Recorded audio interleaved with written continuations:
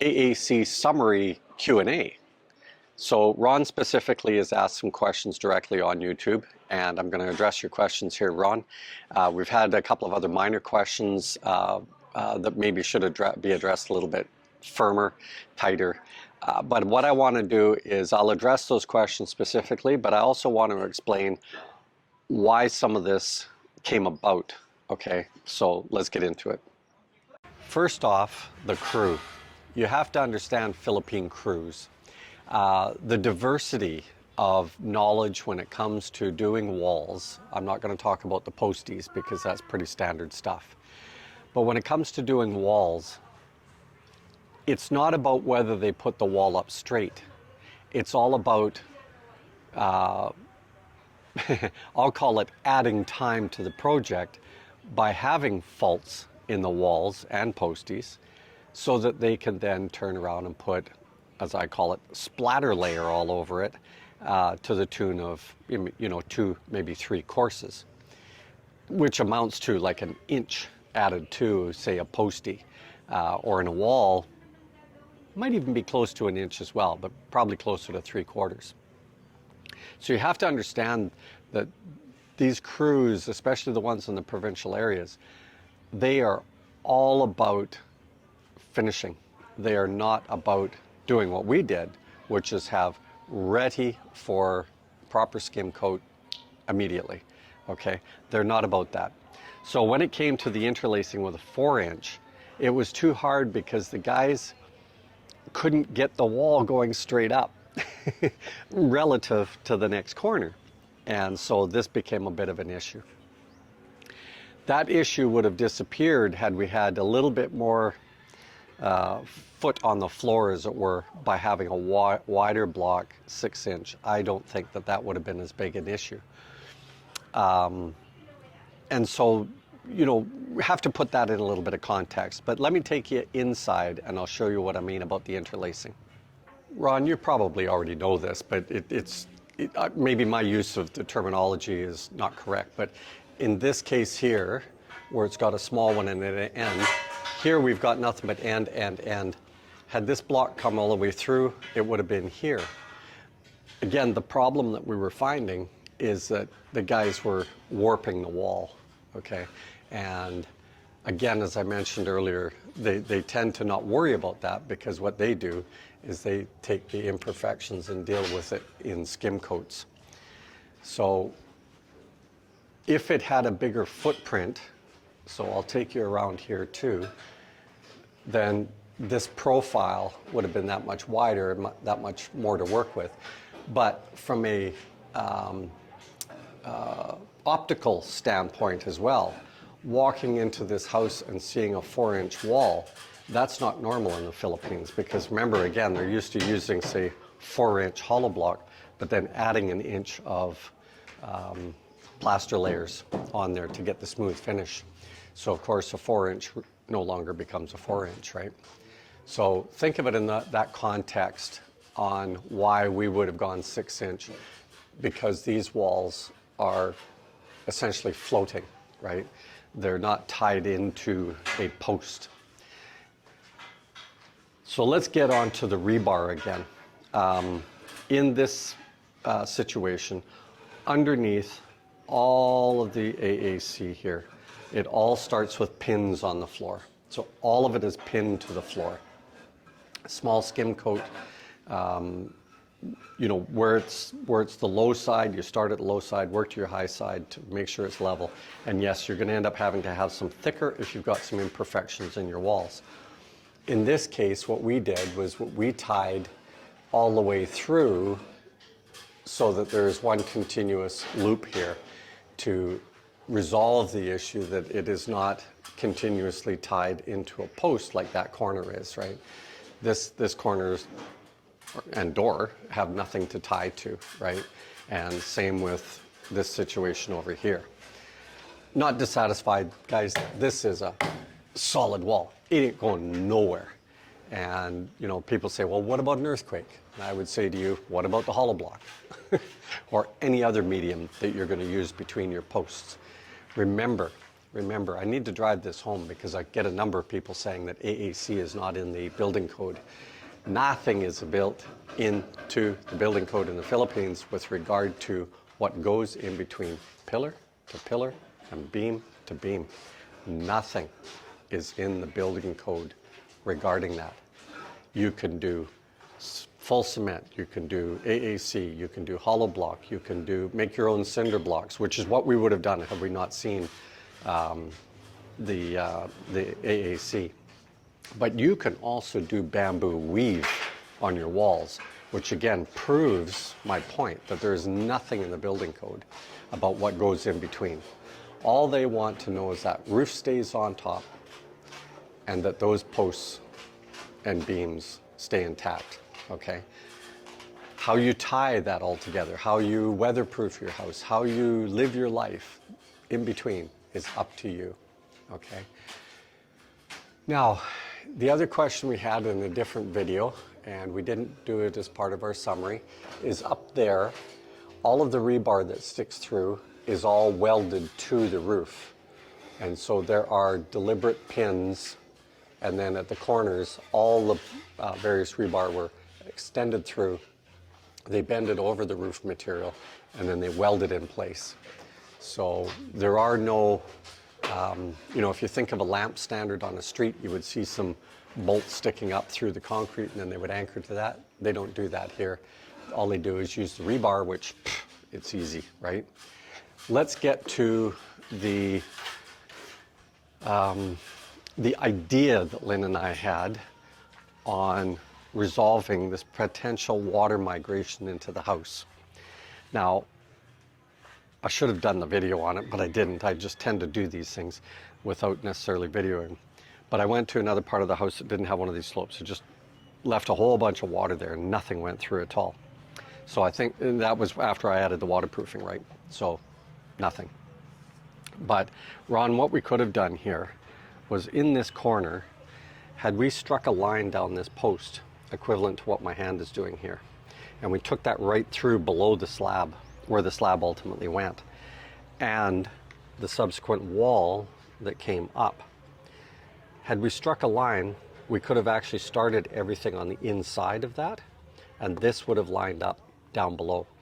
But I believe you would have had to do a direct pour. I don't think that you could do that with hollow block, because the problem is you can't have the hollow block exposed to the outside.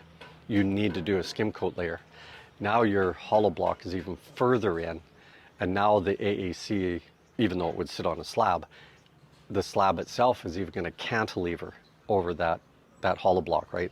So in further retrospect, a solid pour between posties equal to where you're going to mount the AAC, pour your slab, and then mount your AAC on top of that. I hope that explains a little bit better, Ron. Now, from a aesthetic standpoint, this is the common look in the Philippines, right?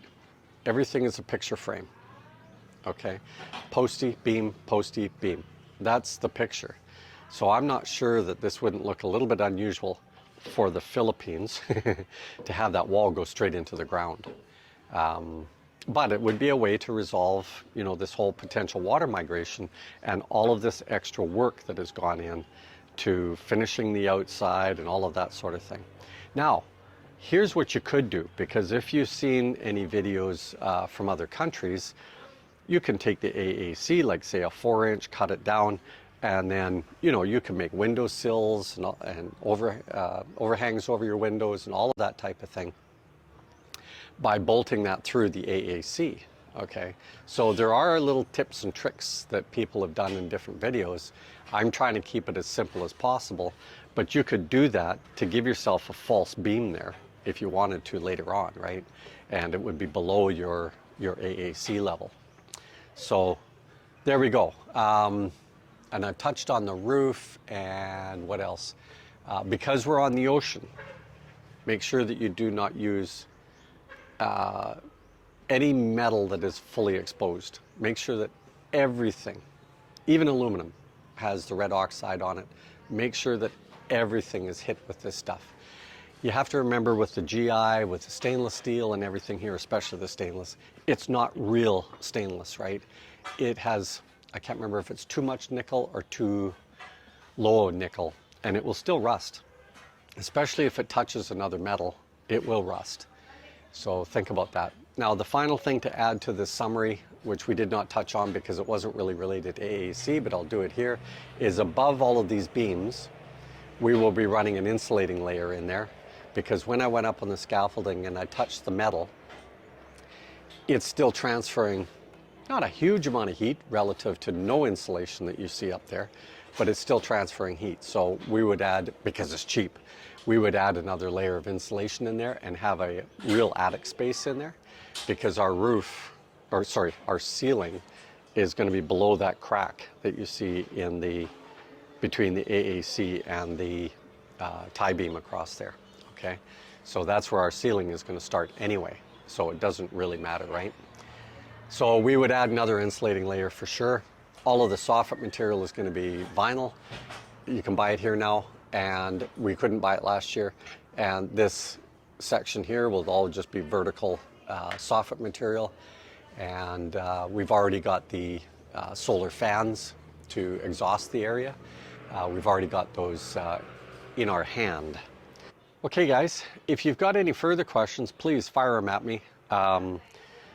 You got to remember that many of these AAC projects that are done in this country are merely a product brought to market, and that's all it is. It's not about taking it to another dimension. And even in the Indian videos, even in Malaysia videos, now I've only seen, I believe it was Australia and Canada videos, and all it was a solid wall, floor to roughly ceiling, and between two steel beams as a noise barrier between, say, a compressor on one side of the room and maybe an office or a shop on the other side. So they're not doing anything like putting electrical into those walls and stuff. And in India and stuff, they still sell those chase saws. They're a blade about this wide, just enough to put plumbing in, and you just run it right down your concrete, you run it down your AAC, what are you doing, and open up the wall. And so they do all of the chasing in still a traditional manner. And of course, I didn't want to do that. I wanted to see if this was possible to have all of my wiring pipes inside the wall. And so we did it a little bit more Western, but that was my engineering challenge, right? That's what I wanted to do.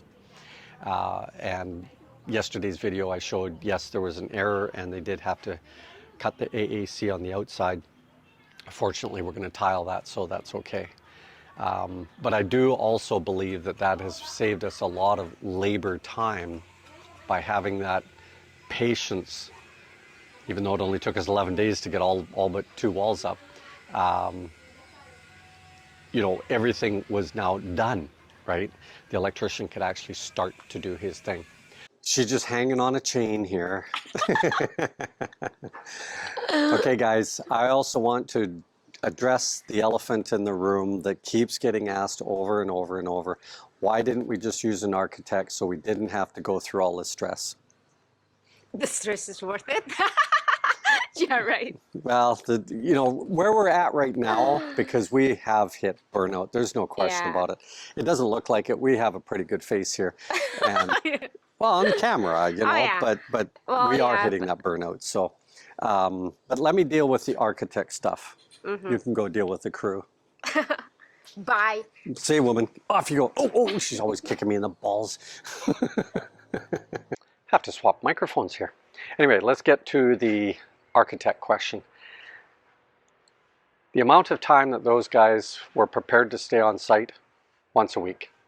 We're paying them an awful lot of money. And even the middle class of the Philippines doesn't charge that kind of money. That's crazy. We've had quotes, again, this gets in the way. And we've just gone, are you crazy? That's not what you know, you charged over here. Oh, yeah, different, you know. And so, oh, I can adjust my quote. No, too late. How do you go? Architects were the same kind of thing, guys. And, you know, again, I'm going to reference not anybody in particular, but just the various stories that we ran into. One was, you know, firing the foreman, appointing somebody, and And then of course the crew is mad. Are they lazy? I think they're just not being treated nice enough and stuff like that. And Lynn and I have talked to enough Filipinos and stuff and engaged in the actual community a fair amount. I mean, we've done feeding programs, we've done all of this stuff, you know, Doctors Without Borders. We've done some of that stuff, okay? So we're coming at this beyond just the Krispy Kreme waitress that you might know every day, okay? So it's a little bit more in depth, and it's a little bit more provincial too. But my problem was that he was going to be over, what he quoted was over, and we've already spent that money. And again, the other horror story is they just stopped the project. Sorry, sir, you're just going to have to come up with more money. I don't care about my quote, sir. Take me to court. And you know what the courts are like in the Philippines. You could wait 2, 3, 4, 5 years. It's not always as simple as you might think. Even some of the legal that we've done, we're just purchasing the land, and we've already talked about all that stuff. And that also folds into what happened. I think it was either Iloilo or just down here in Toledo, where the architect was doing multiple homes. He didn't take out the building permits, guys. Now, as long as your paperwork is in, you can start. You don't actually have to have the permit itself. But if you have nothing in the city hall, so that meant that we were going to have to be involved all the way through. Now, we hadn't heard that one, but that's what Lynn is like. She would have done all of that. When are you going to do that? Okay, I'll be there. She takes pictures. She does it all. She follows up. She asks questions, okay? So at the end of the day, we just kind of felt that I have enough knowledge to do construction. Some of this is pretty foreign to me, guys. It really is. And as you know from the slab, obviously too wet, right? It's hard as nails, but it still was too wet.